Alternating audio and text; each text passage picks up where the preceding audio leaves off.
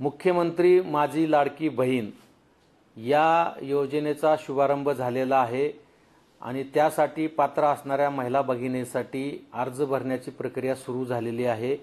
त्यामुळे उत्पन्नाचे आणि रहिवासी दाखले प्राप्त करून घेण्यासाठी सेतू केंद्रावर महिला भगिनींची खूप मोठ्या प्रमाणामध्ये गर्दी होत आहे।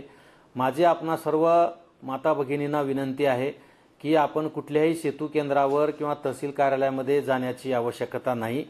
आता उत्पन्नाचा दाखला आणि रहिवासी दाखला सुद्धा काढण्याची आपल्याला आवश्यकता नाही।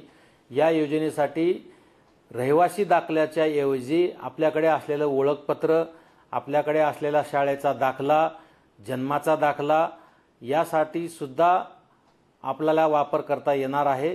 त्यामुळे रहिवासी दाखला काढण्यासाठी कृपा करून आपण गर्दी करू नका।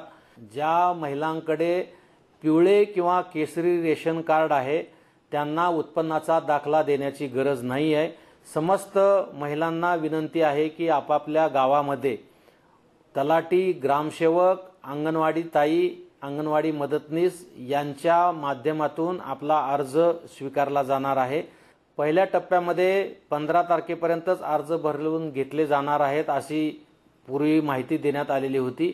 ती सुद्धा मुदत आता 31 ऑगस्ट पर्यंत वाढवण्यात आलेली आहे। सेतू केंद्रावर किंवा इतर कुठल्याही व्यक्तीला कुठल्याही स्वरूपामध्ये पैसे किंवा इतर जे शासकीय फीस आहे ती वगळता इथले कुठलेही पैसे देण्याची आवश्यकता नाही। पात्र लाभार्थ्यांना निश्चितपणे जो योजनेचा लाभ आहे तो निश्चितपणे त्यांना मिळून दिला जाईल।